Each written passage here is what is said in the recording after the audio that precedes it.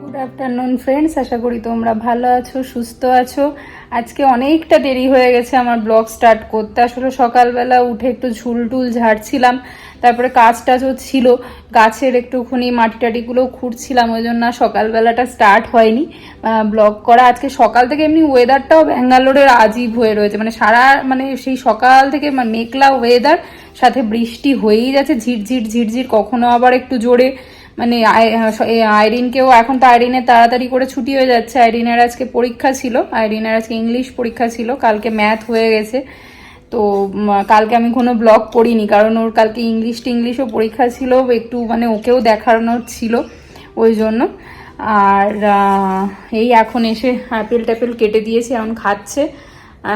আসলে এখন তো আমি আর সকালবেলা ওকে ফ্রুটসটা দিচ্ছি না, বাড়ি এসে ফ্রুটসটা খা, এই জন্যই ওইটাই খাচ্ছে। আর আমিও এদিকে রান্না বান্নার প্রস্তুতি রান্না করব ডিমের, ভাবছি ডিমের ঝোল করব। একটা ডিমের কোনো একটা দেখি ভালো একটা রেসিপি করা যায় যদি। আজকে ওর কথা ছিল চিলি চিকেন করার, কিন্তু কি হয়েছে, মানুষ চিকেন লিসিয়াসে অর্ডার দিতে, মানে চিলি চিকেনে বোনলেস চিকেন দরকার, তো ওর বাবা কি করে লিসিয়াস থেকে বোনলেস চিকেনটা অর্ডার করে নেয়। এমনি নর্মাল চিকেন হলে তো দোকান থেকে কিনে নিয়ে আসে, কিন্তু বোনলেস হলে ওর বাবা ওখানে বেশ ভালো করে পিস পিস করে দেয়, তো অর্ডার দিতেই ভুলে গেছে। এবার আমি যখন অনেকটা দেরি হয়ে যাচ্ছে, আমি বলছি কখন আর আসবে তোমার চিকেন, ওর বাবা অলরেডি তখন অফিসে। তো বলছে আমি মিটিংয়ে আছি, আমি তো ভুলে গেছি অর্ডার দিতে। আমি বলছি সর্বনাশ, আজকে তো আইরিনের মাথা ঘুরে যাবে। দেখো না বলছি, আর ওর মুখটা দেখো না, আমাকে ফার্স্টে এসেই জিজ্ঞেস করছে তুমি কি আজকে চিলি চিকেন আর ফ্রাইড রাইস না। আমি বলছি আমার বাবা অর্ডার দিতেই ভুলে গেছে। শুনে তো মন টন খারাপ হয়ে গেছে, বলছে তুমি তাহলে কি রান্না করবে। তারপরে ভাবলাম চিলি প্রন টাইপের করে দেবো। প্রনও এমন হিট হয়ে রয়েছে, পুরো ছাড়াতে পারছি না। ওয়েদারটা একটুখানি গরম থাকলে কি হয়, তাড়াতাড়ি করে ছাড়িয়ে যায়, এসে ছাড়াচ্ছে না, পুরো মানে হিট হয়ে রয়েছে। আমি বলছি ধুর, তুই ডিমের ঝোল, মানে ডিমের একটা রেসিপি করে দিচ্ছি, তাই খা। এখন তাই করবো। চলো আস্তে আস্তে কাজগুলো করি। নিজের আজকে অনেকটা দেরি করে ব্লগটা স্টার্ট করেছি, আর কি আর দুদিন একটু রিলিফ, তারপরে আবার সোমবারে পরীক্ষা রয়েছে। এখন সামনের সোমবার থেকে পুরো লাগাতার শুক্রবার অবধি টানা পরীক্ষা। এই সপ্তাহটায় তো তাও একদিন ছুটি পেয়েছিল মহরমের জন্য, কিন্তু সামনের সপ্তাহটায় পুরো টানা পরীক্ষা রয়েছে। সামনের সপ্তাহটা হয়ে গেলে নিশ্চিন্ত। বল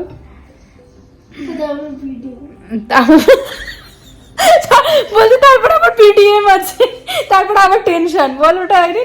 হ্যাঁ বাবা, চলো। ও স্নান টান হয়ে গেছে, স্নান টান করিয়ে দিয়েছে। আমি বলছি ফলটা খা, ফলটা খেয়ে একটুখানি শোবে, তারপরে ঘুম থেকে উঠে খাওয়াতে খাওয়াতে ওকে নিয়েও বসতে হবে। চলো কাজগুলো করে। বেডশিটটাও আজকে চেঞ্জ করে দিলাম।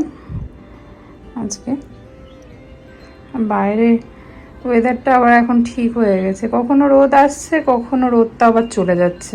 এই ট্রেটা পুজোর পরে সবসময় ভরে থাকছে, আর সেই খেজুর মানুষ এনেছিল, এই খেজুর আর কেউ খেতে পাচ্ছি না, একদমই ভালো লাগে। আবার বৃষ্টি শুরু হয়ে গেল, মানে সে কি বৃষ্টি হচ্ছে না। এবার আমার ভয় লাগছে, আমরা প্রথমবার যেরকম এসেছিলাম সেই রকম না সিচুয়েশন হয়ে যায়, পুরো পার্কিং আমাদের পুরো ভেসে গেছিলো, মানে ব্যাঙ্গালোরে ওই রকম বৃষ্টি দেখে। ভালো রকম বৃষ্টি হচ্ছে, আকাশটা দেখো না, মানে আজকেও মানে পুরো দিনটা বৃষ্টিই হবে। তার মধ্যে এই কালারের ফ্লাওয়ারটাও হয়েছে, কি ভালো লাগছে দেখতে। একটা হয়েছিল, শুকিয়ে গেছে, আর কয়েকটার কুড়িও বেরিয়েছে। আর তো নীলকণ্ঠ গাছটাও বেশ বেড়ে উঠেছে, কিন্তু ফ্লাওয়ার এখনো আসেনি, অনেকটাই বেড়ে উঠেছে। এদিকে এই কালারের ফ্লাওয়ারটাও হয়েছে। এই গাছটা আমার পাঞ্জাবের গাছ, অনেক দিন বাঁচলো, কিন্তু লাস্ট অব্দি আর এখন আর মানে তার অবস্থা খুবই খারাপ। বাড়ি গেছিলাম তখন এই গাছটা আমি বের করে দিয়ে যাইনি, বাড়ি এসে দেখার পর থেকে দেখি গাছটা এরকম হয়ে গেছে। এটারও ফ্লাওয়ার এসছে অনেক লাল লাল, আর এটারও এসেছে একটা। তো অনেক দিন হয়েছে, ওই একটাই এসেছে, এটার অনেকগুলো হতো আগে মাঝে, কিন্তু একটাই হয়েছে। আর তো কোনো, এইটার নতুন হয়েছে, নতুন চারা বেরিয়েছে, নতুন একটা গাছ হয়েছে। এই গাছটাও আমার পাঞ্জাবের, এখানের না।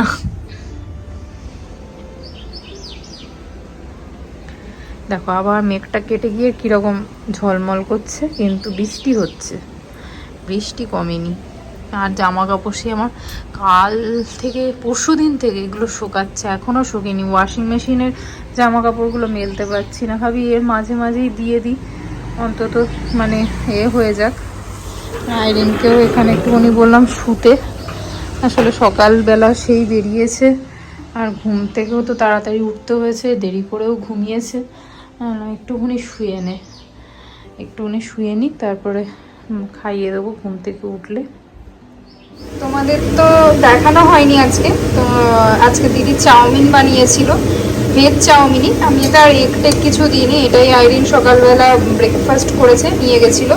মানুষও অফিসেই এটাই নিয়ে গেছে, আর আমিও এটা দিয়েই ব্রেকফাস্ট করেছি।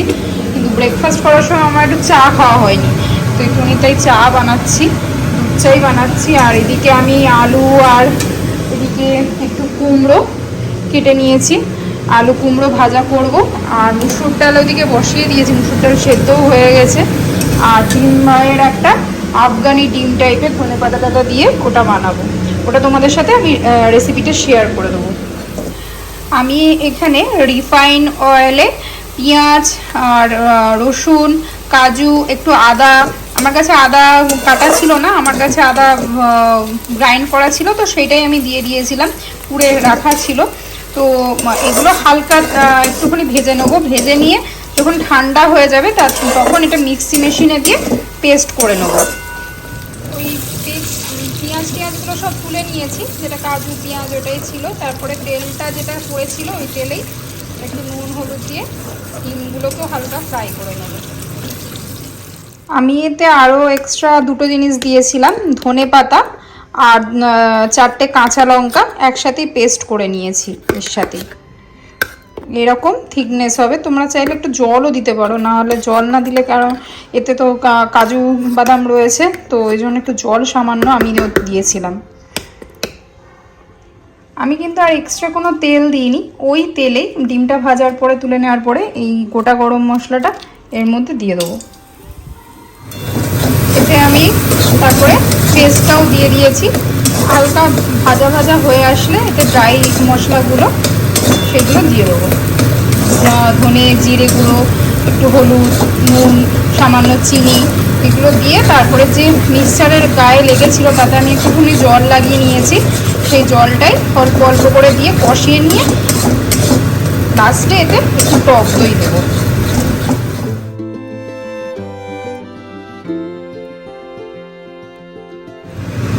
আমি এতে পরিমাণ মতো নুন আর সামান্য চিনি দিয়ে দিয়েছি, আর মশলাটা দিয়েও না, হালকা জল দিয়ে কষিয়ে নিয়েছিলাম।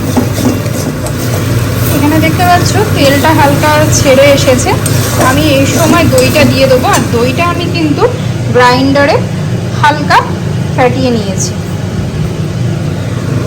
আর সিমে দিয়ে দেবো, গ্যাস কিন্তু একদম সিমে থাকবে।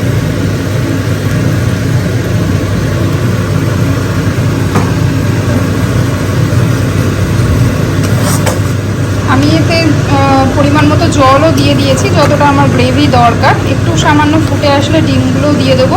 আর একটা কথা, দইটা কিন্তু ডাইরেক্ট ফ্রিজের থেকে বের করে দেবে না, তাহলে কি হবে, ফেটে যাওয়ার চান্সটা কিন্তু থেকে যাবে।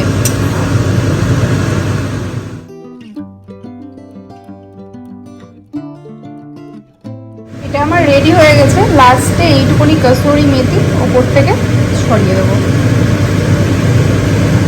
আমি কাসুরি মেথিটা হাতে একটু ঘষে নিয়েছিলাম, দুটো হাতে, যেন একটা ভালো স্মেল আসে, ওই জন্য। আমার এই ডিমটা হালকা একটু ভেঙে গেছে, কিছু করার নেই, বেশি নাড়াবো না। সব এটা রেডি হয়ে গেছে। এর আগে একটা কুরিয়ারও এসেছিলো অ্যামাজন থেকে, এটা তো আমি অর্ডার দিইনি, ওর বাবাই অর্ডার দিয়েছে, মনে হয় আইরিনের কিছু আছে এতে।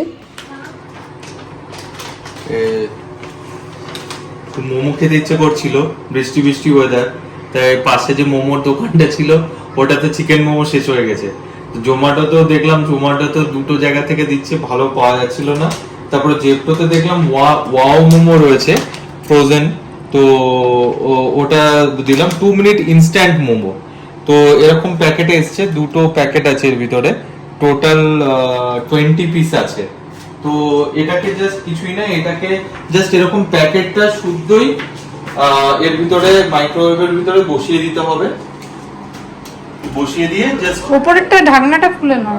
ঢাকনা খুলতে হবে না, ঢাকনা সমেত দিতে হবে। এটা হচ্ছে 2 মিনিট, কারণ ওই ঢাকনা সমেত দিলে ওর ভিতরে যে ভেপারটা হবে সেই ভেপারেই এটা তৈরি হয়ে যাবে।